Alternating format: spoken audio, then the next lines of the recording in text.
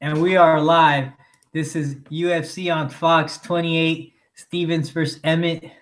Bro picks. This is Ricky. What's up, guys? It's Justin, and before we dive right into this good card, on Fox, let's talk about last card.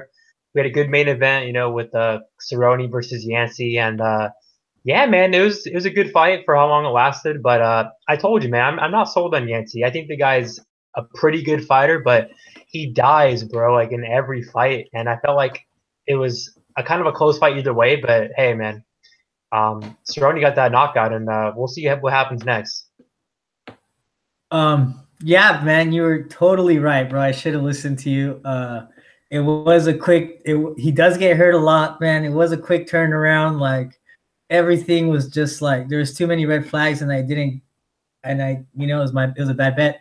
I should have stayed away. There was way better plays to make, like the Millender play. I had him in my DraftKings lineup. Like I should have bet him instead. That was the way safer play. Thiago Alves was shot. I think that was a fucking sick play that you made on your part. And yeah, man, you killed it, bro. I just want to say props. So yeah, I think that was a bad bet with Yancey. And fuck, Tibura kind of dropped the ball, Like fuck, he fucking took his back, mounted him, couldn't get the finish. Like, what the fuck is going on? Like, what are you doing? He's kicking himself in the ass. Like, how is he a heavyweight, full mount, back, not finish the fight? He should have been. He didn't even really do damage when he had mount. Like I don't know. Like Beast is so big, but you know what? He's still on my fade list. And like if he fights Francis, dude, I definitely got Francis for sure. Like I think Beast still is gonna gas quickly. I don't know, man. He's just not that technical. You put him up against like someone with like a chin and that could like I don't know, that doesn't quit or like that could finish. Like I don't know, but heavyweights is you just kind of got to stay away, right? Almost sometimes because like it just goes to show anyone can get knocked the fuck out real quick. I mean, Beast was losing that round. He just broke the clinch and knocked him out. I'll tell you this right now on air that I'm officially off the Tibura train. I'm not betting him again. I might pick him, but I'm never betting him again. Like I just don't trust the guy anymore. You were on top of the guy for 2 rounds and you don't even throw a punch. Like I know. I'm done. Sorry, Tibura, but I'm done, man. But yeah, man, I'm done with you. Thanks for the props, but I mean, I did bet Cerrone, I picked him, but thanks for having him in my DraftKings line because I won $400 with him. So thank you, Cerrone. But Beast. he's still on my fade list. Don't worry, both those guys are. And we both cashed on Diego Ferreira. That was a solid bet. I don't know why so many people are out there picking Gordon. Honestly, dude, like my number one reason why I bet Ferreira is because the size. I felt like Gordon does not belong 155. He got a cupcake of a fight last fight versus Diaz, but Diaz is a featherweight making his debut. So once you're fighting the big boys 155 like Ferreira, you're not gonna win. And look what happened. It was like a 2-minute TKOs. It was sick. And then, so yeah, man, I went 8.23 units on the night. I also cashed on Millender, like you said. Yeah, I think Millender's pretty good, dude. I mean, the dude has very good striking. We'll see how he does against a wrestler. But Thiago Alves is on his way out. He's definitely a fade if he doesn't get cut. So we'll see who he fights next. And yeah, I bet on Tibura. We've already talked about that. I also bet on the main event not going the distance. So yeah, I went 3-1 in the night, and I'm just happy, man. That back to my winning ways, and we both killed him for Ferreira bet, and it was a good night, bro. It was a good night. Anything else you want to say? Well, I lost. I think I was minus 0.1 for the night. So it was not a bad, or no, 0.5 units for the night. Not a bad loss. Thanks to Carlos Diego and like I can't believe he was 200, man. Plus what? Plus 220 or something is what I got it for. People were sleeping on that one, man. I think they forgot on how good of a run he was going up until he fought like Benny. Benny beat him. That was a while ago, man, and I was actually scared for Benny. I was like, oh shit, this fool's gonna have his hands full.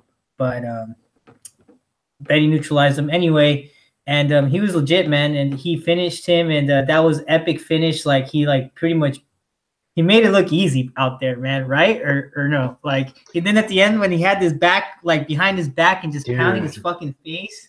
That was Jesus. nasty, man. I think it was the layoff why everybody was picking Gordon. Gordon was on a good run, but I mean, yeah, it was USADA and all that, but I mean, he got tested positive for I think it was like a tainted supplement.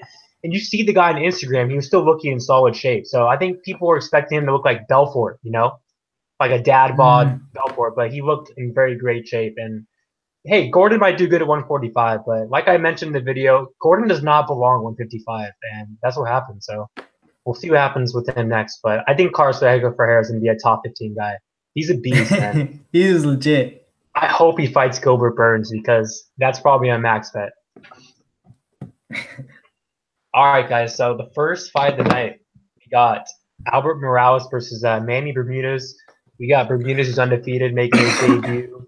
And we got Morales, who's, he doesn't have the best run. He's like 1-4 in the UFC. He's 7-3, trains at Black House. I believe he's better on the feet than Bermudez. Bermudez doesn't really offer. I mean, he's decent on the feet, but I do think that Albert Morales is, a lot better on the feet. On the ground, Bermudez is very good. He has a lot of his win by sub. It's a very close fight, man, because, Bermudez is the favorite. I think Morales is like a plus 180, and I mean, Morales has some pretty close fights. I mean, his last fight against Benito, I thought he won. He got knocked out against Almeida. He lost to Brett Johns. But, I mean, Brett Johns and Almeida are top guys. Well, not Almeida, but Almeida's was, but he's kind of on his way out. He beat Sukhimatov. That was a very close fight. So I think it's a very close fight. This is a huge pass for me. I won't be playing it. But I'm going to have to go with Albert Morales. I think he's going to get his back's against the wall. He needs this win. He loses, he's probably going to get cut. And I think that he's actually a lot better, like I mentioned, on the feet. So I got Morales by a decision. What about you?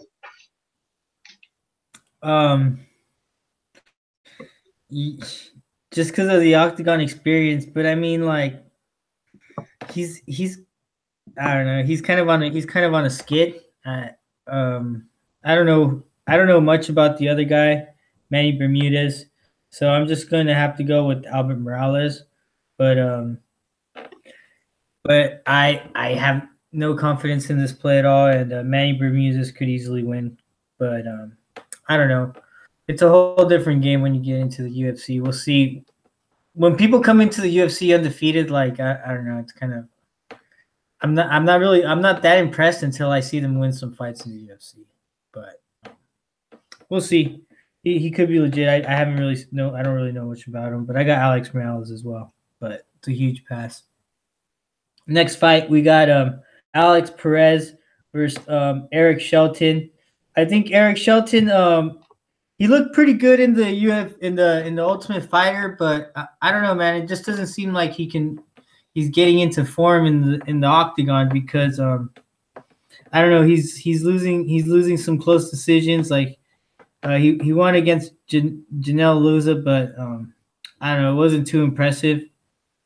But he is pretty good at everything. Alex Perez.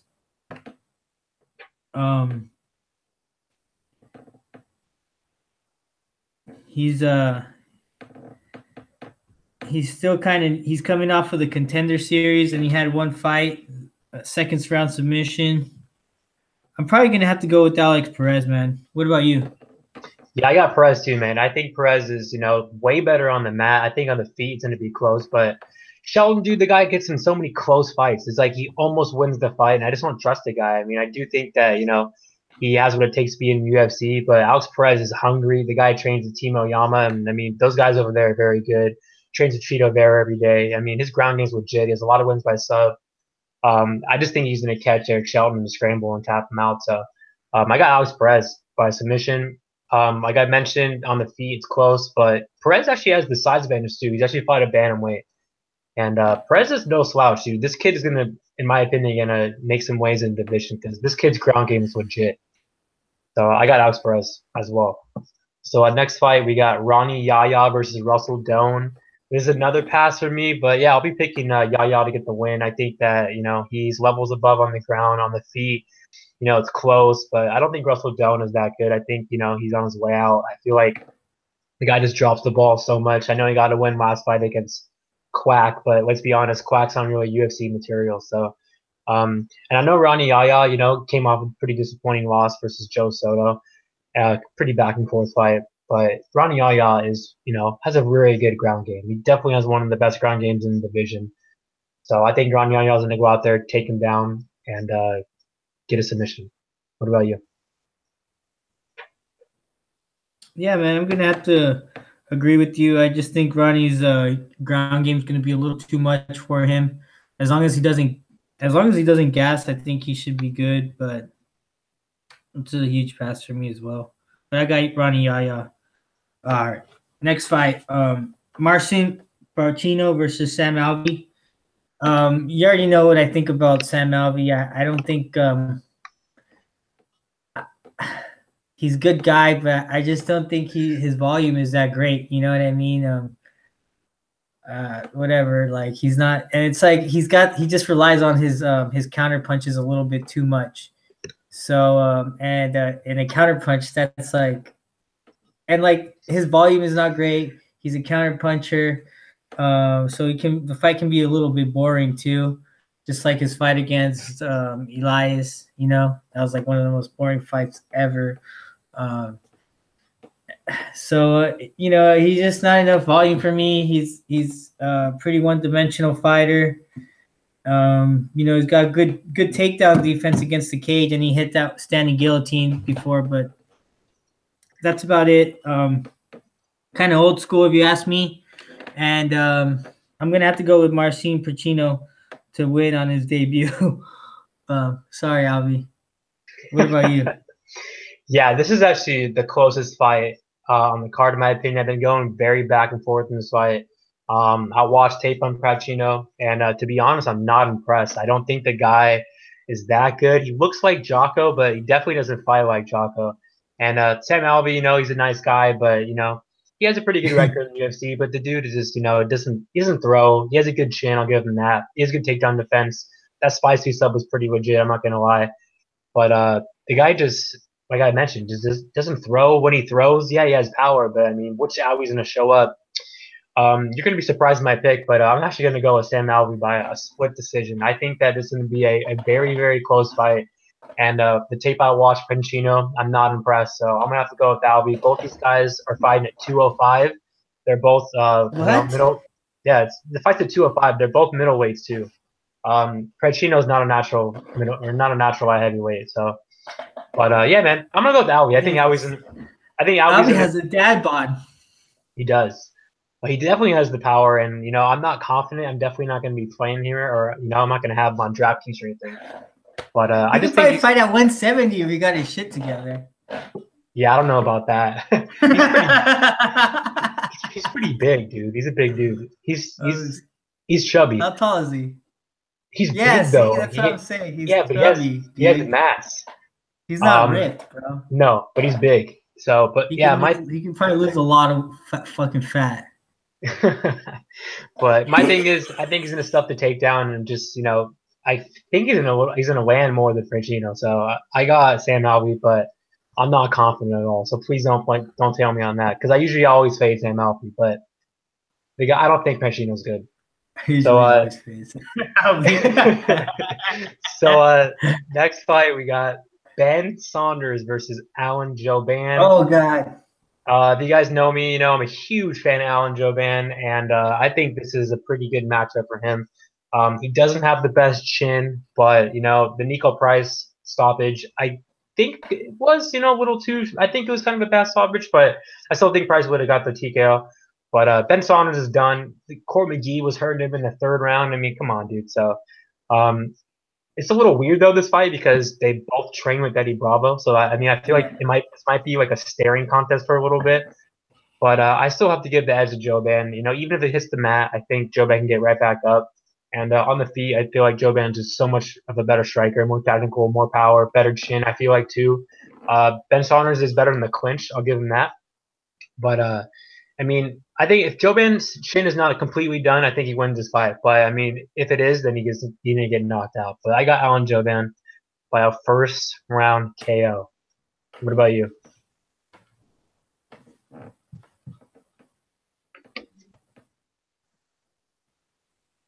Yeah, I mean, he has been known to get knocked out, but I don't know. I could see this fight just being a boring one too, man. Especially since these guys train together. Like, they might be able to to fucking nullify each other. You know what I mean? If they know each other's moves and shit, like they might not surprise each other with anything. So this is a huge pass for me.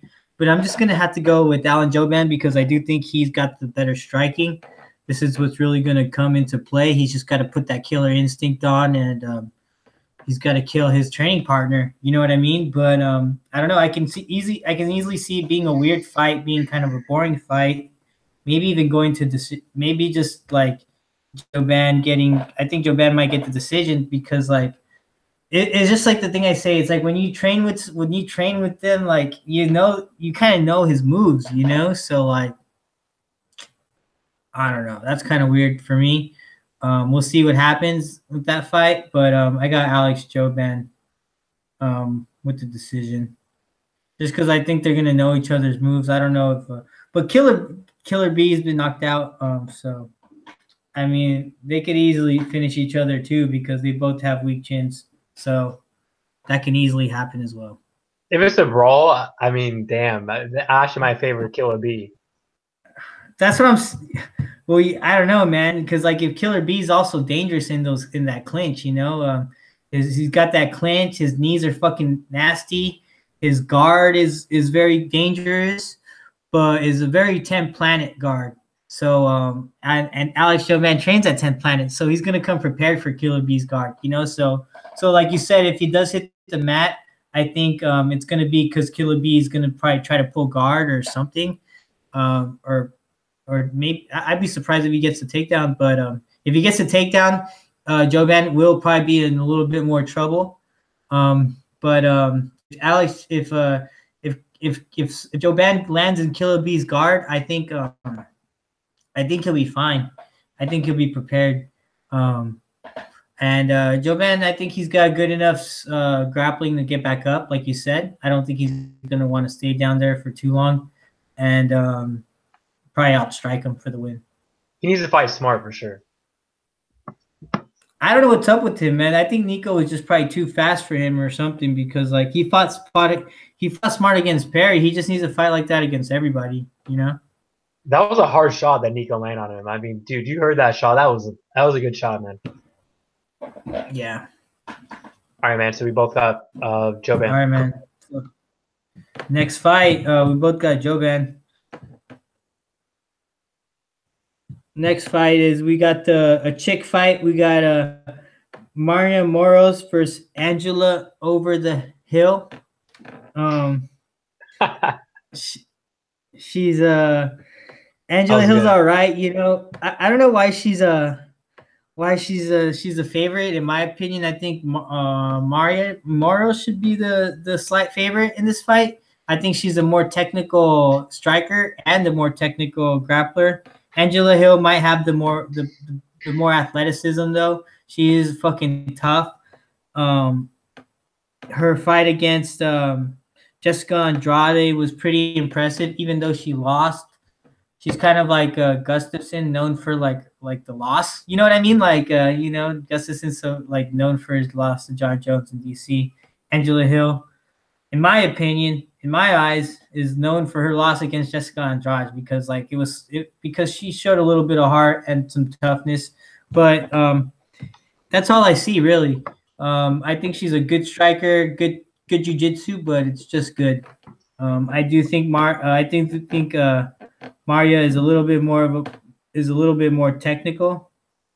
You know, I think she's gotten some subs, you know, by armbar. You know, she beat Danielle Taylor. I think Taylor's pretty good. So, yeah, man. Oh, yeah, she got Joanne Calderwood in the armbar. And, you know, that's pretty legit. Joanne's legit. So I'm going to have to go with Marina Moroz for the upset. What about you? Yeah, man, I got Moroz too. I actually think that Angela Hill sucks. I don't think she's that good. She has a good chin, and, you know, I feel like she's the favorite because she went 3 rounds with Andrade. But I mean, yeah, man, she has a good chin. But I mean, her striking is, she's decent. But I think her ground game's terrible. She does not have good takedown defense. If this fight hits the mat, I think Moroz can get a sub. So I don't think Angel Hill's that impressive. I don't know why a lot of people are saying that. She's one of the best strikers in the division. She's not that good, dude. Like, really. I mean, she just lost to Nina Ansaroff. Who's Nina Ansaroff? Amanda Nunez's girlfriend? Like, she's not even that good. Like, I'm pretty sure she didn't fight for 2 years before that. And then she went out there and made it. I mean, Angela Hill made her look like a future world champion. So I'll just put it that way. So I don't think Hill's that impressive. I do think that she has decent striking and a good chin, but that's about it. She has no ground game at all. So Moroz, I feel like she's more technical, like you said. I think she throws more volume. I think that she definitely has the ground advantage, the wrestling advantage. And she fights long, dude. She's a pretty big girl for the division. So I got Moroz. But don't tail me on this one because, it's your average chick play that I'm not really, too fond of. So, yeah, I got Moroz. So next fight, we got Sarah Mcmann, the Can, versus Marion Reneau. Yeah, I got Reneau here. I'm not going to be playing this fight, but I think McMahon's a quitter. She lost to Kelleher Vieira, and yeah, man, Vieira that submission was pretty dope. We'll talk about Vieira next week against Kat Zingano. But yeah, man, I think Reneau has definitely, the better jiu-jitsu here. On the feet, I think it's close. I don't think McMahon's striking is that impressive. I think Reneau is, might actually be, the more well-rounded fighter here because I think McMahon, all she has is, her wrestling. And I think Reneau, might be better on the feet. I think she has the better jiu-jitsu. I think if McMahon takes her down, she might be in trouble. So I got Reneau by a submission here. And don't tail me on this one, but yeah, I got Reneau. Yeah, I'm probably gonna have to go the opposite way. I got Sarah McMann to win this one. Quitter.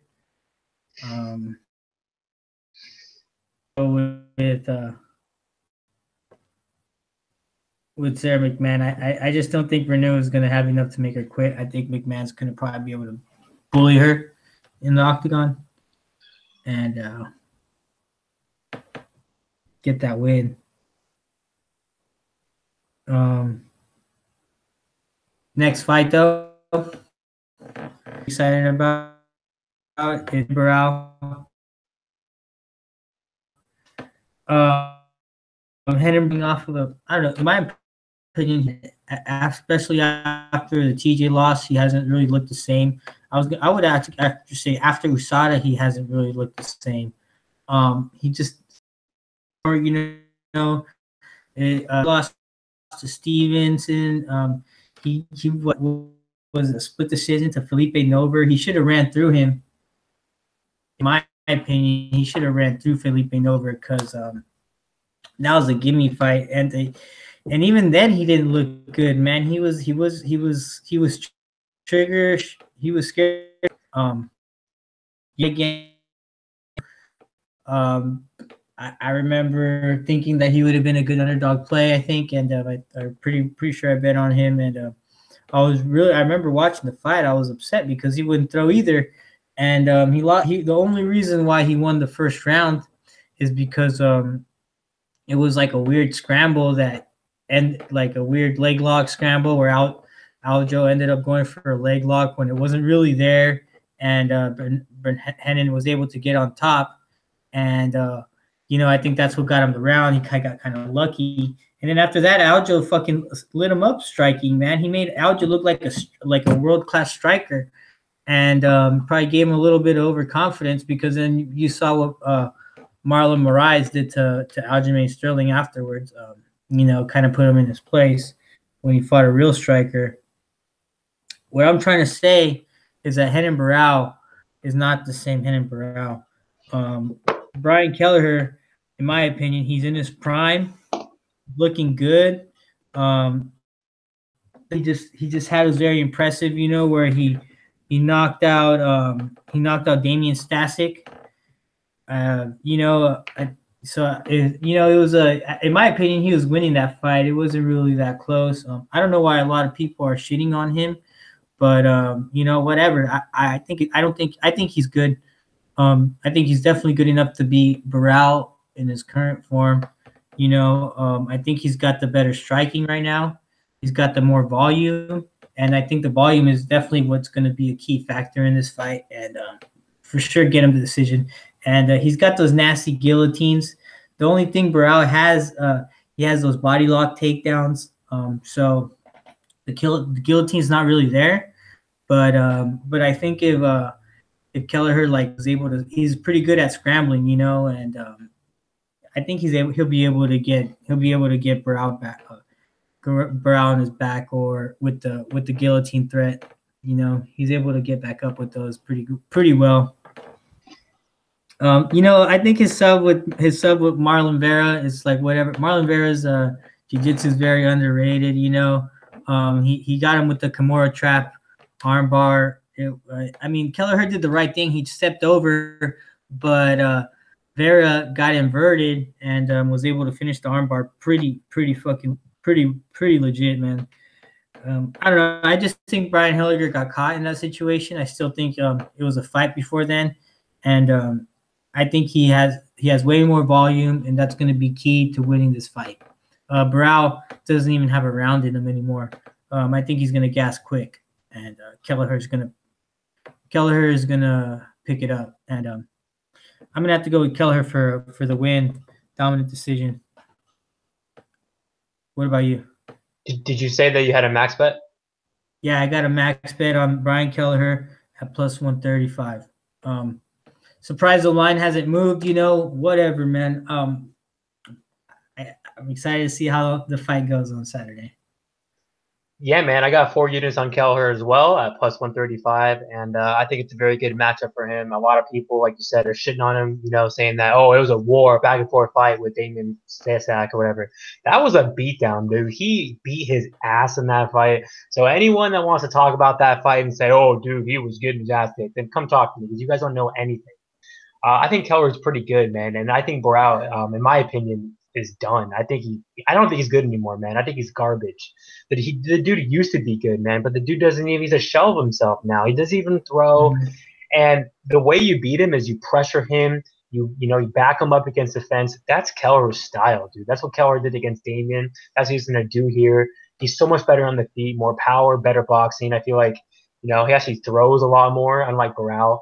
And I think Barao's only chance to get a lucky sub. I don't see that happening here.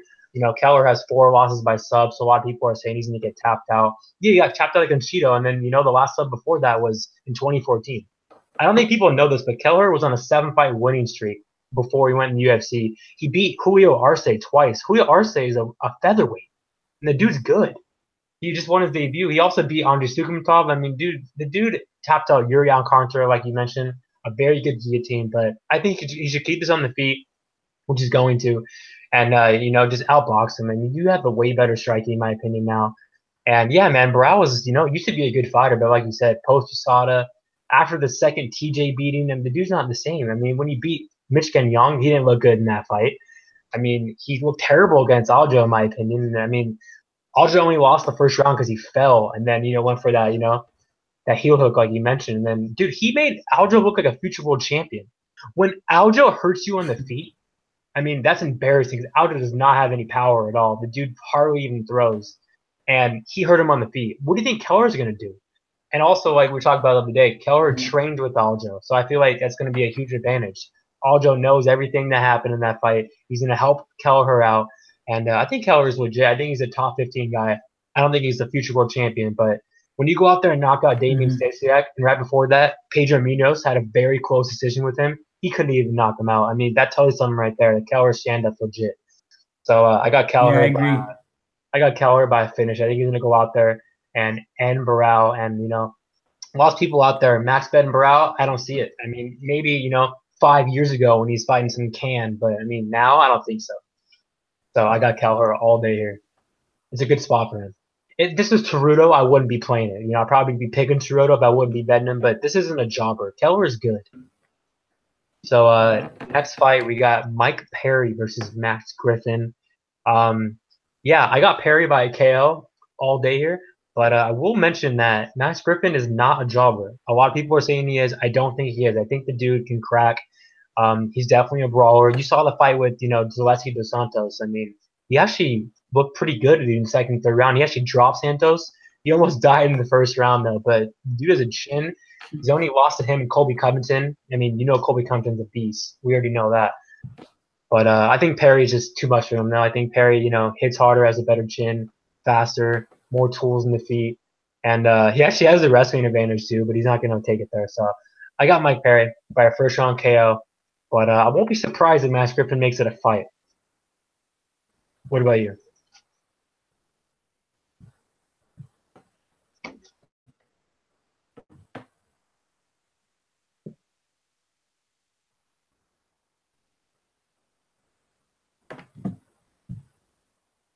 My turn? Yeah. Yeah, I'm gonna have to go with Mike Perry too. He has some holes in his game, but I don't think Max Griffin is the guy to expose them. He is good, he did lose to Zaleski. Zaleski's a beast. Colby Covington's a beast, so he's only lost to top guys. I do think the line is off though, man. I would not play Mike Perry at I don't know what he's at right now, minus 300 or something like that. Minus 330 or something like that. Something like that. So I think the line's a little off, but Mike Perry should definitely get the win. If he doesn't, I will be surprised for sure. Next fight, we got OSP versus Ilir Latifi. OSP, he's known for his bomb flu choke. I think he just got it off to some little Asian guy not too long ago. And then he knocked out Corey Anderson too. I don't know. In my opinion, he's kind of a sloppy fighter. He's got the von Flue choke, but his wrestling's okay. He's got really good top game, but I think Ilir Latifi will have the wrestling advantage here.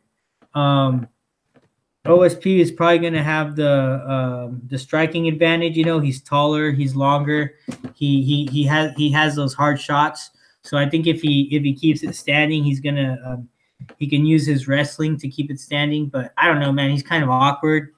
I don't know if he's going to be able to defend the takedowns. You saw what Latifi was doing to Tyson Pedro, man. He was taking him down at will, it could be very likely what happens against OSP. I think Ryan Bader knocked him out. Was pretty bad. It showed that his chin is a little suspect. So I think OSP can test the chin. It's a huge pass for me because I think OSP can either knock him out or Latifi can grind him out. So I'm gonna have to go with the wrestler though, because that's just I think that's the more likely outcome than a knockout punch. Latifi's just gonna have to go for those takedowns as soon as he can because I don't think he's gonna want to strike with the OSP. So I'm gonna have to go with Latifi with the decision, but I think it's a toss-up, and I can easily see OSP getting a knockout. But the fact that it took him 3 rounds to do it against Corey Anderson makes me think that I don't know, Latifi has a chance of getting the win. So I'm gonna have to go with Latifi with the upset. Yeah, this is another pass for me, but I'm gonna have to go out of the way. I got OSP. I don't think Latifi's chin is that good. The dude's been knocked out 3 times, and I know Corey Anderson took him down a couple times, but he got right back up. OSP is a very good get-up game. The dude is so much better on the feet than Latifi. He has way more tools. He does have that nasty guillotine, so Latifi better watch out for that. Latifi's too small, man. I feel like for the division, I think he needs a drop. I mean, he's really short and the dude's strong, but I don't know, man. I feel like once he fights the big guys like OSP, he's gonna lose, man. I mean, OSP's a huge light heavyweight, dude, and I know OSP has kind of been on the decline before his 2-fight win streak, but I think the dude's still good, man. I think he's still a top guy, and I think he's gonna give Latifi trouble, man. So I got OSP by KO here. So next fight we got Jessica Andrade versus Tecia Torres. I'm gonna flat out say this right now that this is definitely one of the closest fights on the card. I feel like Andrade's a huge favorite because she dominated Claudia, and I actually bet Andrade versus Claudia because Claudia gasses. And Torres isn't getting gas, dude. Torres is very good cardio. The chick is, a good fighter, man. She's super technical out there. She is smaller though. Andrade is definitely got the size advantage, but I feel like this fight has like a split written all over it. And I don't blame you guys out there taking the shot on Tecia Torres at plus 250 because she's definitely live. I'm gonna play her on DraftKings for sure. But yeah, I'm gonna have to go with Andrade though. I feel like she's gonna make this a brawl, and I think that she's gonna get the best of Tecia on the feet. I think that she hits harder. I think that she might even take down Tecia because of the size. But it's a close fight, man, because Tecia has that volume. She keeps her on the feet. She could definitely, steal some rounds. So it's a tricky fight. Like everyone thinks Andrade is gonna walk all over her. I don't think so. So, yeah, I got Andrade by a split decision. What about you? Yeah, I got Andrade too, but I do think it's going to be dominant for her. I think Tecia Torres is just kind of is going to be too small for her, dude. I think she might be more technical. She might, but you saw what Claudio did. You saw what happened to Claudio. Claudio was too technical, was way more technical too, everywhere. But eventually, as the fight continues and Andrade starts landing a hit or two, you start losing that technicality. I don't know what happened. I think Joanna was just able to not get hit, when they fought. So it looked like Joanna just fucking smashed her. So that's the thing about Jessica Andrade is you can't let her hit you. But I'm just gonna have to go with Andrade just because she hits too hard. I think she's too strong. I don't think Tecia Torres is going to be able to take her down. I think that's going to be a bad game plan for her. You don't want to get on the inside with her because she's that's where she's best at in that close range. So I'm gonna have to go with Jessica Andrade. Next fight, main event. This is gonna be a banger. Jeremy Stephens versus Josh Emmett. They're gonna be fighting at 145 for the one main event. Jeremy Stephens is coming off of that impressive knockout win against Du Hoi Choi. Josh Emmett as well is coming off of an impressive knockout win against Ricardo Lamas. Think you cashed on that bet. That was impressive. You're right. He came up with the new. He finally added a new punch to his arsenal, and that's the hook. So he came in with that overhand right. He swung at air, and then he followed it up with the left hook, and he hit Ricardo Lamas right in the chin, and it was a very good alpha male style, and it happens to work on Ricardo Lamas. So it might work on Jeremy Stephens. I just think that like you said, he's actually different than a lot of alpha male guys because he's in and out. He jumps in, he jumps out, so he doesn't really get hit that much. He doesn't brawl. I think if he continues to use his movement, he is very fast at 145. I think he's a 145er for sure because he's kind of short, So 145 is a perfect division for him. I think 155 he's going to be dealing with people that are a little too tall. And you saw what happened when he fought Desmond Green. He was able to kind of neutralize it, even though I think Josh Emmett kind of won that fight.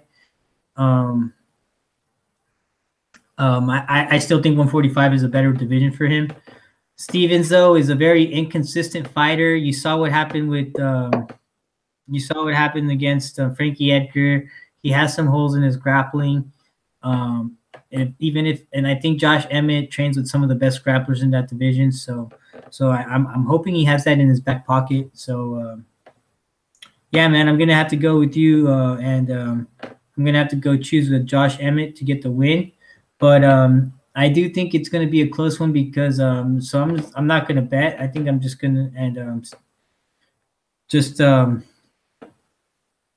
but I'm gonna have to pick Josh Emmett because the only thing I'm worried about though is Emmett Stephens showed he had some good leg kicks against Gilbert, but Gilbert's fight IQ is horrible, and he's known not to check leg kicks. That's not gonna weigh in too much into consideration. But yeah, I do think that Stephens does have a little bit more tools on the stand up, just because he mixes it up a little bit more. but it's hard to hit Emmett, and Emmett's movement makes him, he hits guys with his shots, because his movement is hard to predict, and he's pretty quick. So I'm gonna have to go with Emmett. He just can't brawl with Stevens, and I think he can win. He He just can't brawl. Yeah, man, I got 4 units on Emmett plus 140. Yeah, 140. And yeah, man, I mean, you pretty much said what everything I wanted to say, but I mean, he's definitely not a brawler. He's not Choi. Choi's gonna went out there and threw leather with him. That's not Josh Emmett's style. Emmett's he's in and out. He has that blitz. He's super fast. I think he's better everywhere than Stevens. I think he's a better striker. He has more power. I feel like he has a huge wrestling advantage here for sure. He has very good wrestling, man. I mean, the dude took down Scott Holtzman 8 times. Scott Holtzman's like one of the biggest lightweights in the UFC right now. So, I mean, Emmett has his wrestling for sure. He needs to use it here. I think he's going to.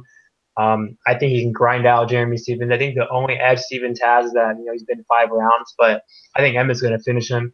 I think that in and out movement's going to be so much here. He hardly even gets hit. And Stevens, is going to be swinging in the air. Stevens is, inconsistent like you mentioned. And, yeah, that's going to work against Choi, when Choi's right there in the pocket.